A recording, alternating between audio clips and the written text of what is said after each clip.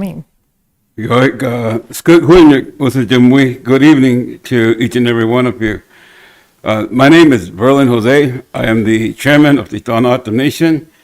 Chair Allen and members of the board, thank you for giving us this opportunity. We are here on behalf of the Tohono O'odham Nation to once again humbly request and seek your support opposing a border wall on tribal lands. On June 16th, the nation filed a lawsuit in federal district court in Washington, D.C. to stop the U.S. Department of Homeland Security from constructing a border wall on our reservation. We had to take action because even though we were in the middle of negotiations, we learned that DHS was preparing to award contracts for a construction of a wall on our lands.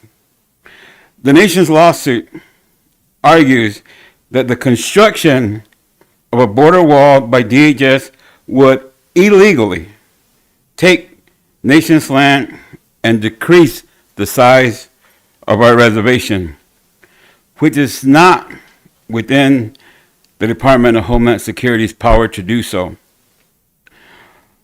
Our lawsuit also argues that DHS and its contractors would be trespassing on the nation's lands and violating our rights to our reservation and its resources.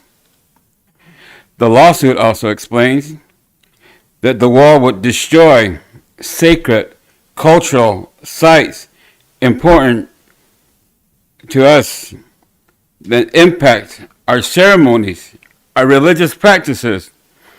It would further divide our people and harm our natural environment. This morning, Madam Vice Chairwoman and I met with about 20 elders on this very topic. They requested an update.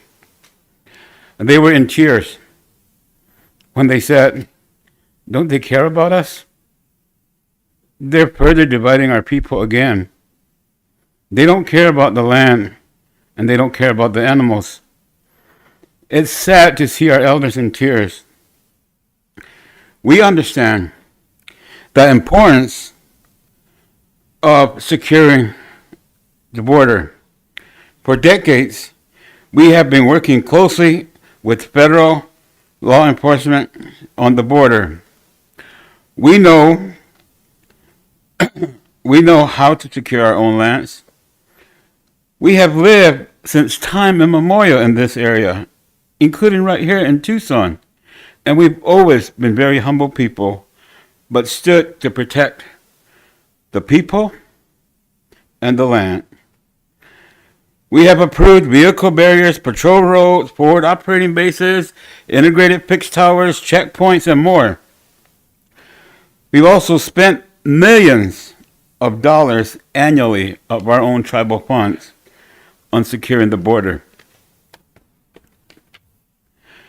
Together, these measures have created an incredible, successful border security infrastructure. In just the past 2 years, apprehensions of illegal border crosses on our reservation have dropped by over 95%. And that's by their own data and their information that they've reported to us. Today, virtually no one is crossing the border illegally on our lands, which raises the question. If no one is crossing, why do we need a border wall? Why do we need a secondary wall? It won't make us safer. It would only destroy sacred sites, damage our natural environment, and further divide our people, with American taxpayers paying billions of dollars for the bill. The only rational conclusion is that the wall is being promoted for political reasons, not to protect, not practical ones. because there is no practical reason to construct this wall on our land. We should be building education centers, rehabilitation centers, homes for our homeless, and all those other things that America is facing. We have explained to DHS many times, but they are still pushing forward with the destructive wall. So we had to take them to court. We were pushed into a corner. And in order to make our case, it is important that we demonstrate that we are not standing alone on this issue. In 2017, the Pima County Board of Supervisors passed Resolution 2017-37, which opposes the border wall and noted the harm it would do to the Tohono O'odham Nation. At that time, I was vice chairman of the nation, and I applauded the board's action. Now, as chairman, I am asking you to reaffirm your opposition to the border wall on our reservation land. This resolution will help demonstrate to the courts and the Trump administration there is strong public support on the nation's opposition. It will help us to fight and protect our land, our culture, our people from this destructive wall. This is aligned with the Pima County values and the previous resolution in 2017.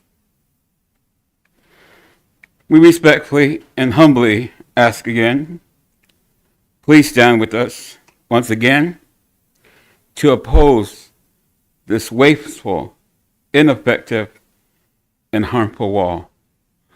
With the womb of the Baiti Skilk, together we are stronger. Thank you for the opportunity. Thank you.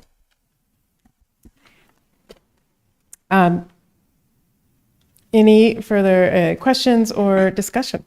Chair Allen, Supervisor Scott.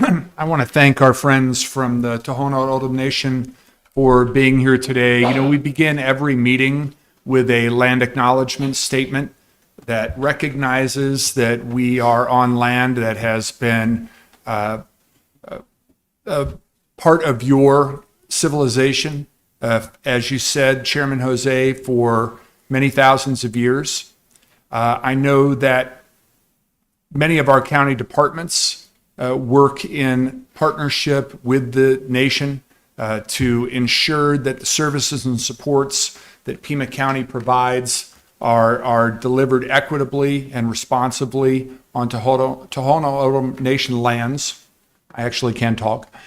But something that I think people should pay attention to as the Trump administration is once again considering a medieval solution to a modern problem is part of this resolution where it says that the nation has continued to work with federal authorities to implement a modern, robust, and dynamic border security system on its lands, including but not limited to forward operating bases for U.S. Customs and Border Protection, vehicle barriers, integrated fixed sensor towers, the all-native Shadow Wolves tracking unit, and other measures. And as a result of these measures, detentions of people illegally crossing the border have dropped by 95% in the past 2 years.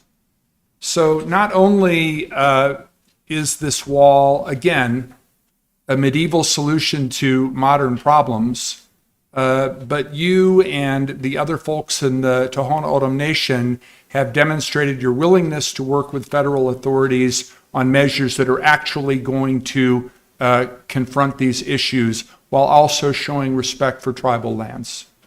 So I very much appreciate and respect the fact that you came and spoke to us tonight, and want to thank the chair for bringing this resolution forward. I again, thank you for coming and for taking your leadership in filing the lawsuit, and appreciate that. I am curious, we are going to be down in Oregon Pipe area, end of the month. And I'm wondering if you might be able to share a little bit about what happened to the intaglio and the threat to Quito Paquito Springs from the second wall. Chair Allen, thank you for the question. Supervisor Scott, thank you for that. So what happened in the intaglio, 1,000-year-old intaglio site?